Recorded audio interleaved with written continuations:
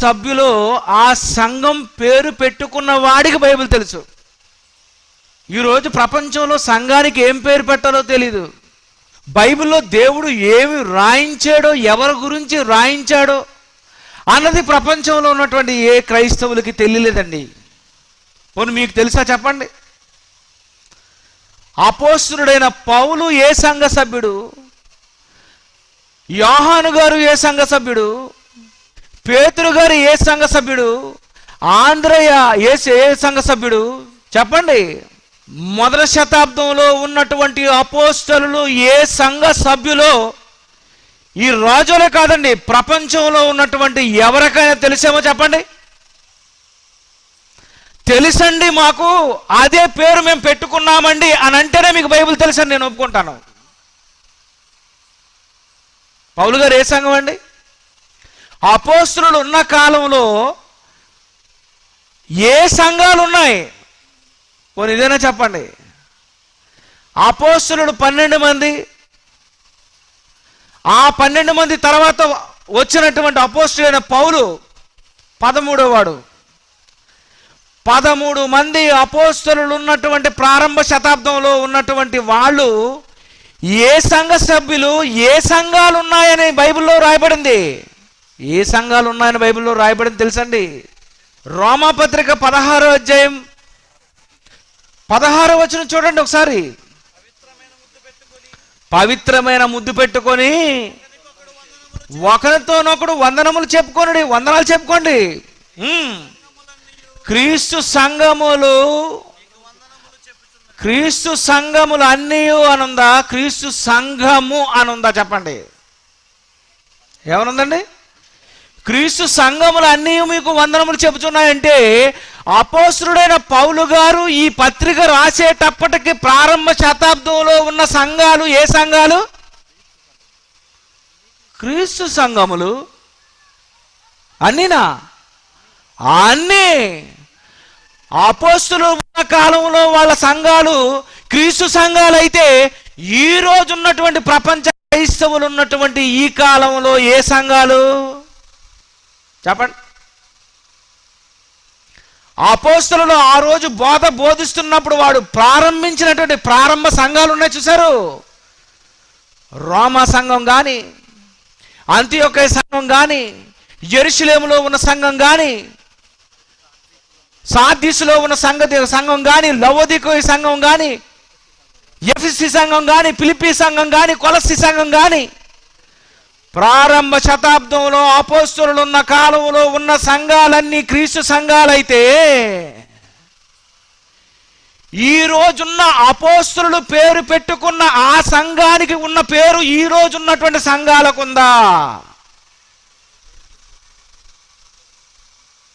పండగ పేర్లు, కోనేరు పేర్లు, నదుల పేర్లు, ఊరు పేర్లు, ఏటండి ఇదంతా? వీళ్ళందరికీ బైబిల్ తెలుసంటారా?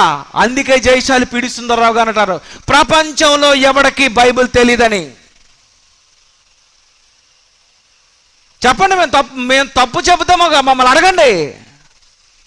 ప్రపంచంలో ఎవడైనా తప్పు చెబుతాడేమో కానీ బైబిల్ ఓపెన్ యూనివర్సిటీ ఇండియా ఇంటర్నేషనల్లో బోధిస్తున్న వారు బోధ మాత్రం తప్పు బోధించరు, తెలుసుకోవాలి మీరు. అందుకే మమ్మల్ని ఎవడ ఎదుర్కోలేడు. వెనకాల కోస్తారు, కుక్క అరుస్తుంది, ఏనుగును చూసింది కనుక భయం, ఏం చేయలేక అరుస్తాయండి. అలాగని మీకు మిగిలిన సంఘాలను విమర్శిస్తున్నాం అనకండి, సరి చేస్తున్నాం. జ్వరం వచ్చింది అలాగే ఉంచుకుంటాను అనకండి, మందే ఇయ్యాల. ఎందుకు మందు వేస్తున్నావు? సరి చేయండి డాక్టర్ గారు, సరి చేయండి డాక్టర్ గారు, సరి చేయండి డాక్టర్ గారు, అంతేనా? ఏ రోగానికైనా వెంటనే వైద్యుడు సరి చేస్తే ఏమనుకుంటారు చెప్పండి? అబ్బాయి అంత మంచి డాక్టర్ అండి. ఆత్మ రోగానికి సరైన మందిస్తే మమ్మల్ని ఎంత మంచి బోధకుడు అనరు ఎందుకు? సరిచేసే బోధకుడు ఈరోజు ప్రపంచంలో ఎవరికీ అవసరం లేదన్నమాట. సరిచేసే బోధకుడు ప్రపంచానికి అవసరం లేదనమాట. ప్రపంచాన్నిన్నే సరిచేసే బోధ ప్రపంచానికి అవసరం లేదు. ఎందుకంటే ప్రపంచానికి కావలసింది ఆనాడు ఈనాడు ఏనాడైనా బరబ్బా కావాలి. యేసు ప్రభువుని విడుదల చేస్తాను ఏమంటావు నువ్వు అని అడిగారు.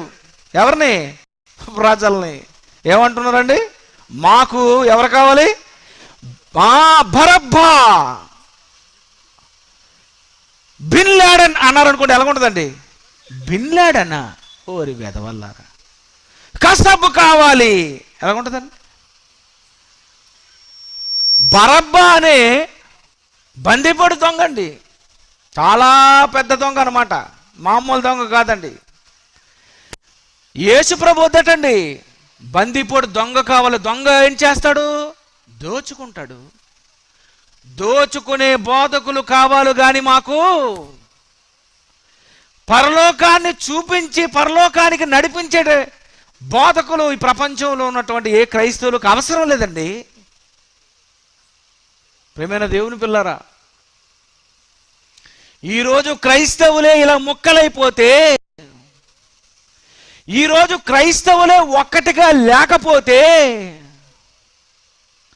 ఇలాంటి దారుణమైనటువంటి పరిస్థితుల్లో ఒక టైటిల్ పెట్టారండి. ఎంత విచారకరమైన టైటిల్! పోస్టర్ చూస్తూ టైటిల్